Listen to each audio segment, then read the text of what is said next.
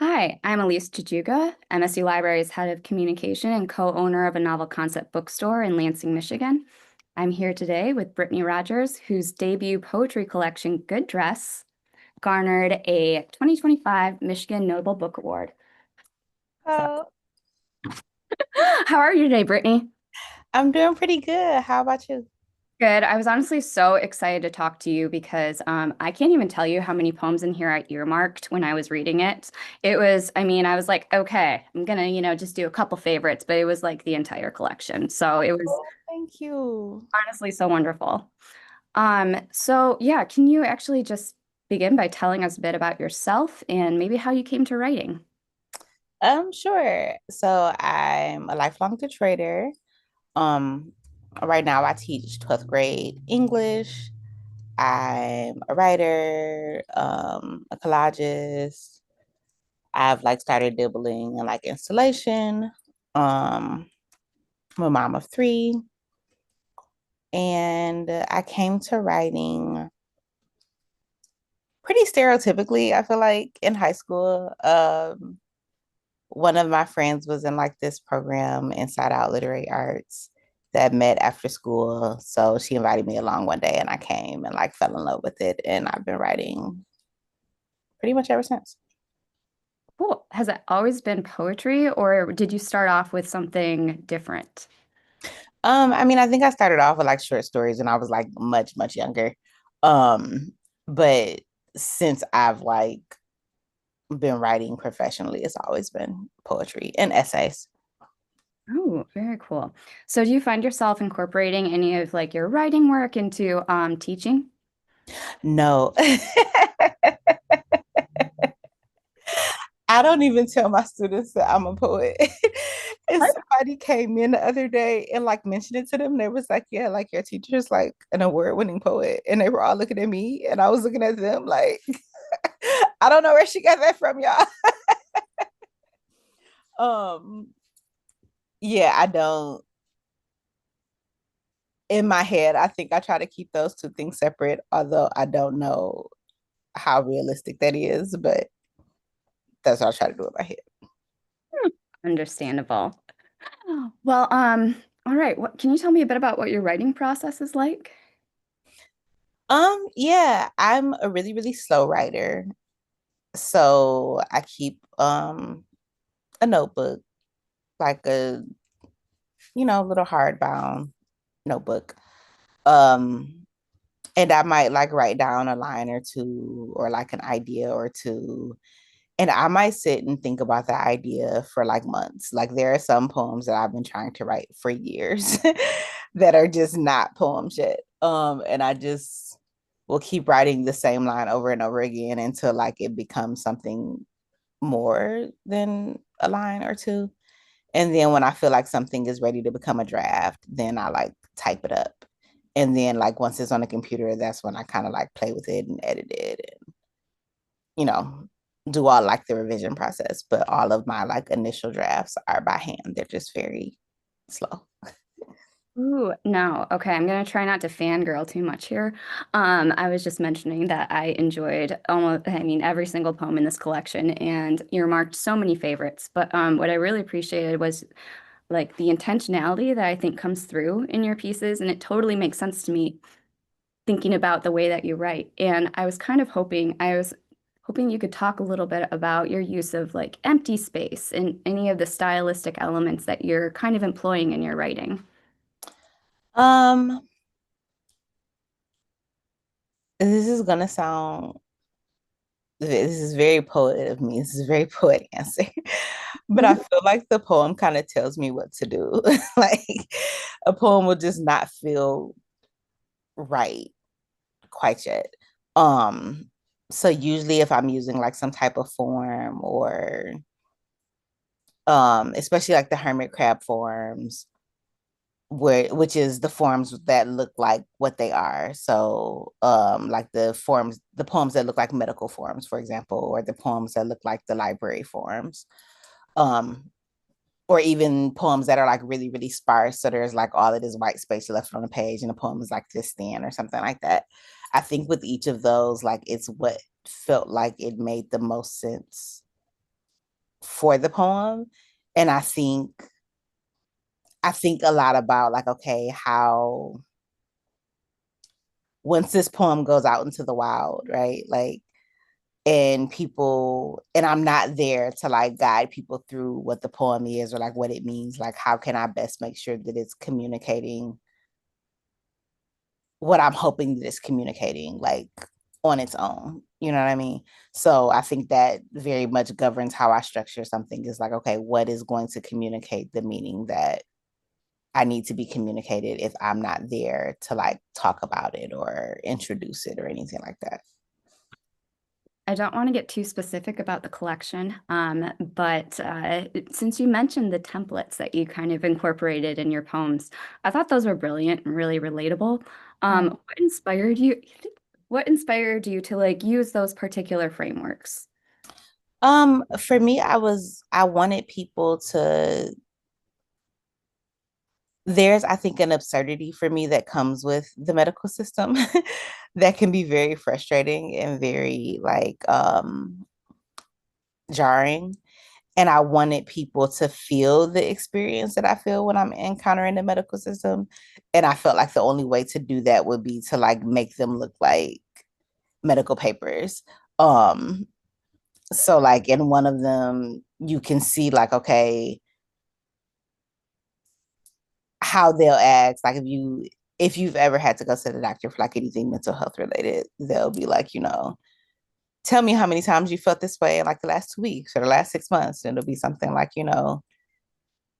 sometimes, nearly every day, things like that. But then the questions themselves are always very absurd and like make me think a lot about class because it makes me think a lot about like who has the opportunity to do some of the things that they're talking about signal like a mental health crisis. So it'll be things like, does this interrupt like you being able to go to work? And I'm like, well, I can't let anything interrupt me being able to go to work because I have 3 kids. Like I have to go to work.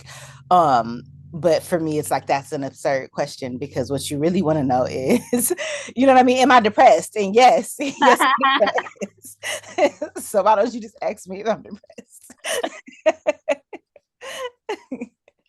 Oh my gosh. Yeah, no, I hear that. Very personally. Um, so like, okay, I really appreciate how you just touched on class there. And I'm just I mean, if there are other overarching themes in your work that you maybe wanted to kind of like touch on, like I don't know, explaining or kind of introducing some of those might be kind of fun. A class is definitely a big one for me. As a person who grew up really, really under resourced, we'll just say, in Detroit, and am still like working class. I think that's something I'm thinking about often. Um, I think the collection is thinking a lot about like girlhood and daughterhood, especially. Like what it means to be someone's daughter for me as the oldest child, I think is also something that comes up very often. Because the oldest daughter is not quite the same as like being a child and maybe like a different birth order. So it's like I'm the oldest daughter, but then that also means I'm like my mother's best friend. And that also means I'm like a co-parent and thinking about how to like juggle all those roles. I think the collection is thinking a lot about different types of intimacy and being vulnerable enough, I think, to allow those types of intimacies. I think it's thinking about friendship, of course. There's like a poem dedicated to my best friend in there. Um, I'm trying to think of any other major ones. And tenderness.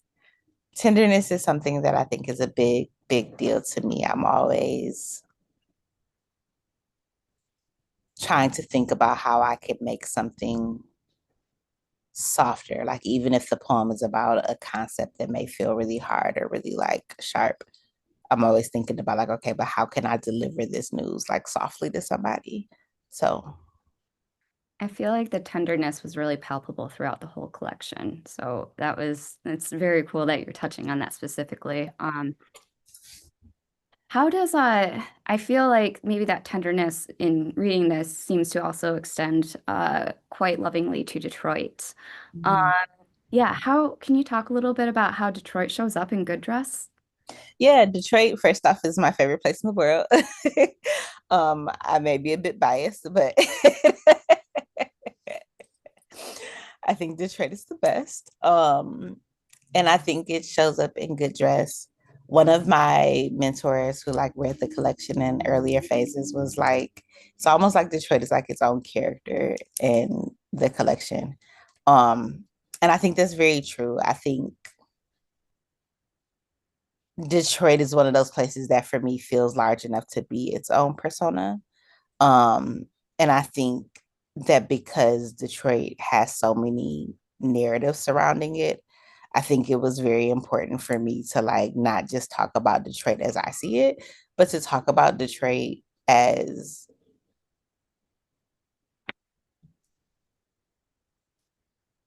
as it is and also as a place that doesn't need like defense. Do you know what I mean? Like it doesn't need a spokesperson and doesn't need me defending it. Like Detroit just is what it is.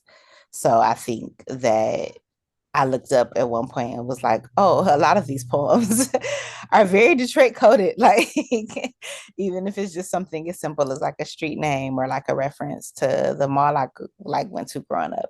But so much of my experience is like very embedded in being a Detroit girl that I think it would have been really hard to try to write this collection without like directly mentioning Detroit in it. Oh, absolutely. Um, I really am glad that you mentioned characters too, because I saw a lot of pop culture characters showing up in your poems. And honestly, that was one of my favorite parts because I just felt, well, I will let you speak to that. Oh, What no, go for it. What were you about to say? made it feel very, I mean, I keep using relatable, but it really grounded your pieces in a sense of like time and space that like helped me like, kind of parse out more of the possible meaning or, help me understand the poem a little bit more, I think. So I don't know, you mentioned Cash Doll, Flo Milli, Rihanna's Fenty brand. I mean, where was the inspiration there? I love rappers, obviously. And I love women rappers, especially. So I think like Little Kim shows up in a poem, Missy Elliott shows up in a poem, Aaliyah shows up in a poem. I like music. Music is really important to me. And before I fell in love with poetry, I think music was just always like a really big part of my life. And I think something that I appreciate about women rappers, especially, is like their audacity. And I think the audacity is what I wanted to shine through. So like I would be like for example in the title poem to the collection, like well money, but it references the title at the end of that poem. um I was literally like watching Cardi B's video for that song over and over and like I was entranced with it. And then it was like, well, what would this look like as an ekphrastic work? Like what, why am I so taken in by this particular like piece of media? And I think thinking about things like that, like thinking about that with Flo Milli or thinking about that with Cardi B or with Little Kim, helped me get to some of the like the core elements of the poems. Like, okay, so I love this video, yes, but what I'm really thinking about is like the idea of wealth and the complicated like ethics of wealth, right? Like, what does it mean to not want, like, I really, like, when people play the hypothetical games about, like, if you were a billionaire, I'm like, oh, but I wouldn't be because, because that's unethical, right? So, what does it mean to think about like the ethics around money, but to also realistically know that your life would likely be a lot easier if you had access to a lot more money? So I think just indulging with different pieces of media and like different pop culture figures really helps me learn things about myself and like learn things about what I'm trying to communicate. That is very cool. Okay. Well, actually, in thinking about this, how did you, I'm curious about like the kind of collection itself and how you kind of did you select all the poems beforehand, or were you kind of writing pieces to, complete the collection? How did the collection itself come together? It actually started as a different collection. It started as a chapbook that was kind of about motherhood, and then I realized it was a full length. That was still a lot about like a lot less about being a daughter and a lot more about being a mother. Um, and a lot more about like the medical industry and kind of intersecting with that. Um, and then by the time I finished it and started like sending it out to publishers, I was really kind of like over it. Like I was like, I feel like it needs a lot of edits and I don't know quite what to do with these poems anymore. Um, and like through some conversations with some mentors and just like really sitting with it, I was like, I really don't think that this is the book that I want to like write anymore. Like I think that these are the poems that I needed to write to get to the thing that I ultimately care about, which is what ended up being Good Dress. And at the same time, I was in grad school, so I needed a thesis project. So at the time, I thought I was just writing towards my thesis, and I was like, okay, well, I'll just keep writing and seeing what comes out. And then Good Dress ended up being almost exactly like what I submitted for my thesis. I think I wrote like maybe three more poems for it. And like, I did like another round or two of edits, but that ended up being the collection. Wow. So can you, how long do you think the collection took to complete, just like overall? Overall, I started working on it in 2017. So it started as a chapbook in 2017, and then it was a full length by 2019. And then it went from there. Wow. I I mean, want to say by 2020 is when I started being like, okay, no, this is it's a different book. that is a lot of work and determination, I think. Thank you. And wow, I mean, like, I hadn't realized that you were also in school too while you were kind of like doing all this work. And you mentioned that was some of it, like, was involved with your thesis. But yeah, I mean, as someone who has been in school, I know. Yeah, I made the silly mistake of, well, it wasn't a mistake. It worked out fine, but I made the silly decision to enroll in my master's program like right after I discovered I was pregnant. Um and got accepted very early in March of 2020. Oh, Yeah, fun time. So here I am starting a master's program whilst pregnant. And they're like, wow, here's a global pandemic. So yeah, it was, surprise to me, but we power through. yeah. And it sounds like you really just kind of shifted with everything and just made it work. And yeah, it sounds like also that is just kind of embodied in your book with all these like I want to say especially strong women who are kind of showing up and like showing so many different facets of their personalities and just what it I don't know. I guess maybe I'm putting my personal inflection in here, how what I took away. It really just was like talking about what it was to like be a girl, woman, or anybody who might identify along those lines, really. Um, that being said, do you have any particular favorites from this collection? It kind of depends on the day or like where I'm at. I think that doing too much is a pretty consistent fave. Um, because it's a nod to cash out, but just like to the adornment and to the extravagance of the city, which is one of my favorite things about us. Um, what else is a consistent fave? I'm too pretty for this, which is like the closing poem. I usually like oh, and Blackout Detroit. I'm pretty fond of that poem too. Um, okay. So Good Ground is more of a long form poem, correct? And Mhm. how did I mean, it's the longest poem in this collection. I was kind of wondering how the writing process with that particular poem was like compared to maybe some of the shorter pieces, if you could recall. Yeah, for sure. No, that one is a sonnet crown. So it is a chain of sonnets, 7 sonnets that's like strung together, and in a crown, the last line of each sonnet becomes the first line of the next sonnet. Like sometimes you play with the form a little bit. So like there are places where I take more liberties with recreating that last line than others. But I wrote, I think it's the sixth sonnet in that crown.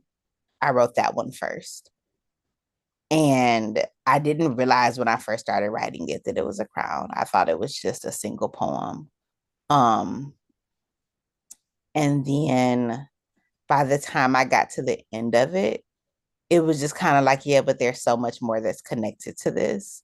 And it was really kind of impossible to flesh out the thing that I was trying to flesh out just in that one sonnet.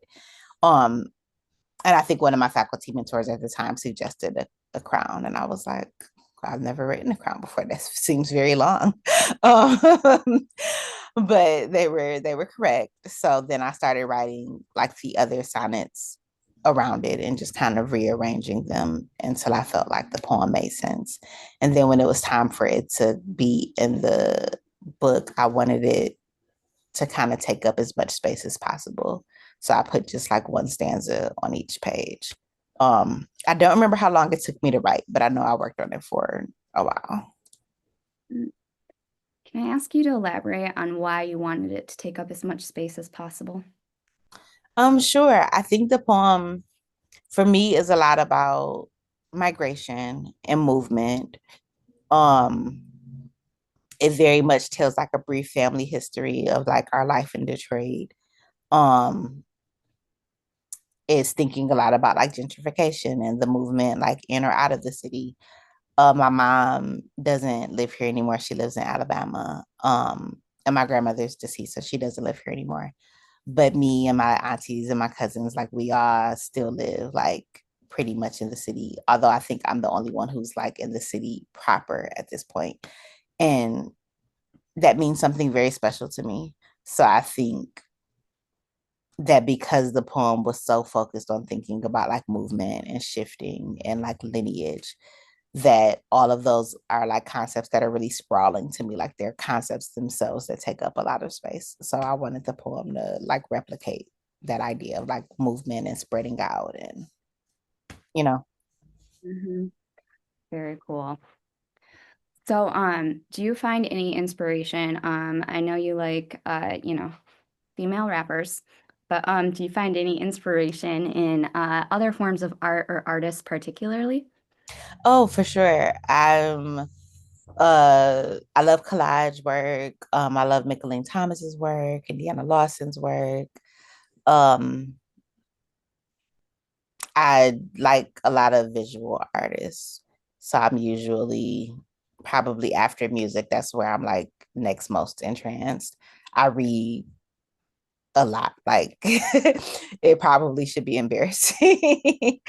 But I read a lot and I actually prefer prose to poetry just in terms of like what I enjoy the most. I think I learn and I study a lot from other poets, but I think when I like want to escape or like really feel like I enjoyed something, then I turn to prose.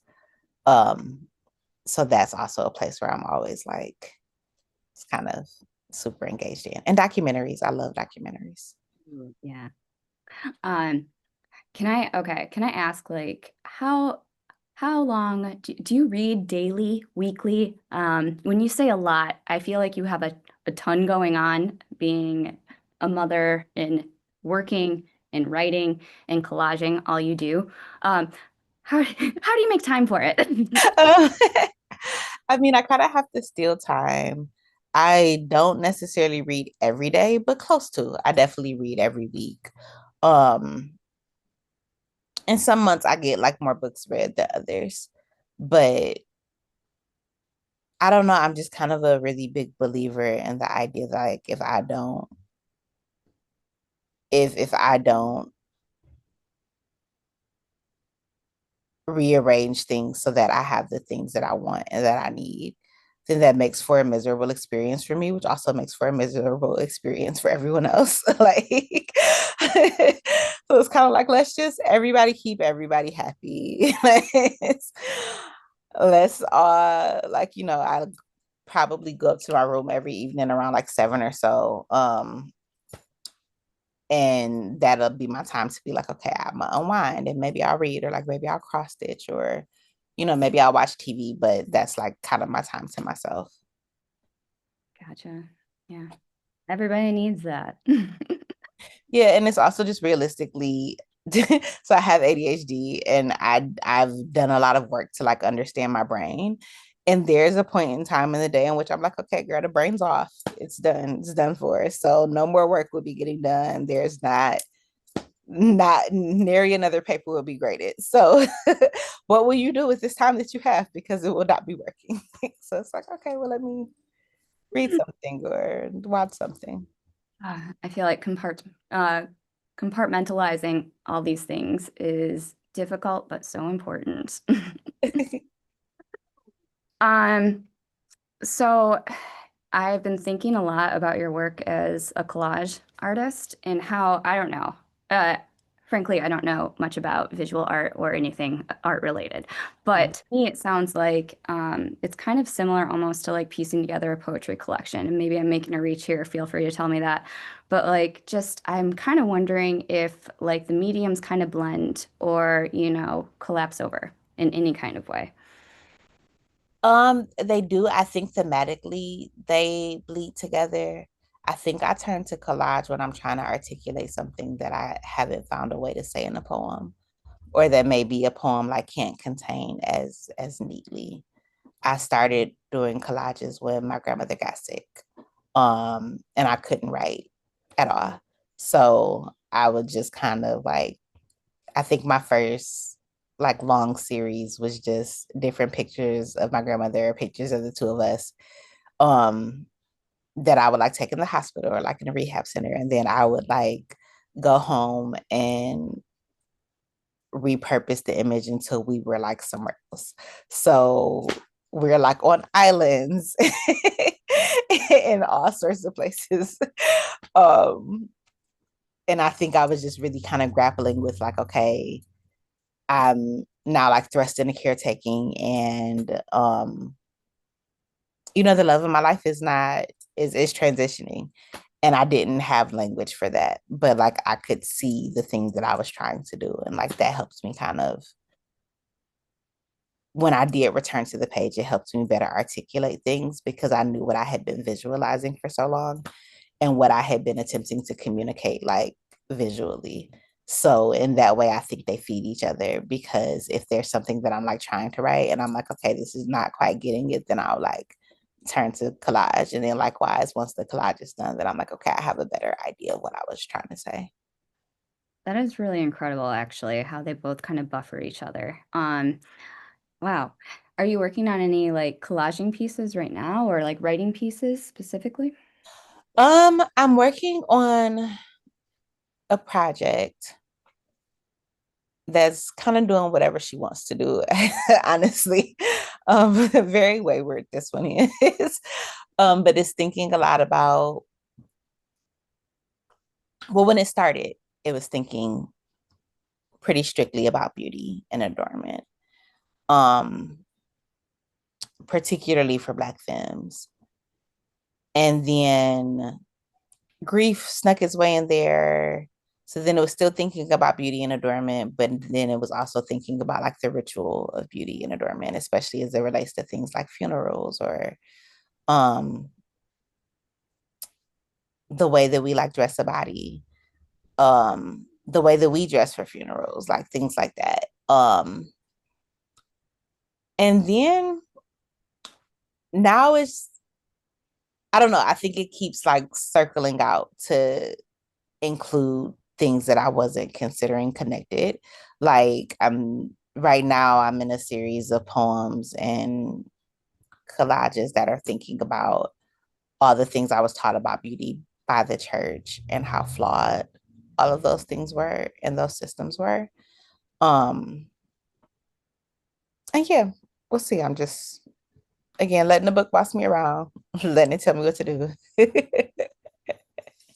seeing what comes of it. So do you write like as much as you read, or does one outweigh, or yeah. Now I read a lot more than I write. Wow. No, I'm just like I just I mean again, I think your work is incredible. So I'm just impressed that you barely have to spend any time on it. Oh no, not like that. I think again because I'm such a slow generator that I spend a lot of time like thinking things through in my head before I start writing. So like reading helps with that, like being able to kind of immerse myself in language helps me reach for language better, like once I finally make it to the page. I love that. Um, Coming back around to the notable books. Yay. What did it mean to you to win a Nobel Book Award this year? We're in 2025. Yes. It's so much. It meant so much, and it was like such an exciting piece of news to receive. I think again because I'm like such a diehard Detroiter, there was like no greater honor to me than being like recognized for a book that was so deeply entrenched in Detroit. I don't know, that made me very happy. And I think that there are a lot of ways in which Detroit has been talked about very negatively. And I've read like a lot of books that were more like that were like nonfiction, but not poetry, like, so books about like the architecture in Detroit and like the history of slavery in Detroit and lots of things like that. But I don't read a lot of books that are like set in Detroit. Um, so it meant a lot to me to be like one of those books and then to also win like a Michigan notable for one of those books. That's very cool. And I also think it's super awesome that it was your debut collection, like to be honored in that way. I was like, wow, this is bananas. Oh, so why do you think people should read your book? um, well, I hope that people read it because I think that there are ways in which like I write very specifically like to my folks, like to my city, but I also think that there is such a universal lens in some ways that comes of that. So I don't feel like the book is just mine. I feel like it's a book that can belong to anybody. Um, and that people, especially like femme identifying people, can see themselves in. And I think that it's a book that really kind of like pokes at the reader. Like I wanted to ask the reader a lot of questions. I want them to think about like their relationship to tenderness and to intimacy and to um autonomy and audacity. And yeah, I think the poems do a good job of like making people think about those things. And I think everyone deserves to think about those things. So, I think that's beautiful. All right, Brittany. Do you have anything else that you'd like to say in particular about your book or the notables? I don't think so. If you can grab it, grab it. And if you can support, Michigan Notables, you should. You should. Good. Now go get your good dress. Thank you so much, Brittany. I really appreciate you speaking with me today. No, thank you for talking to me. This was so fun.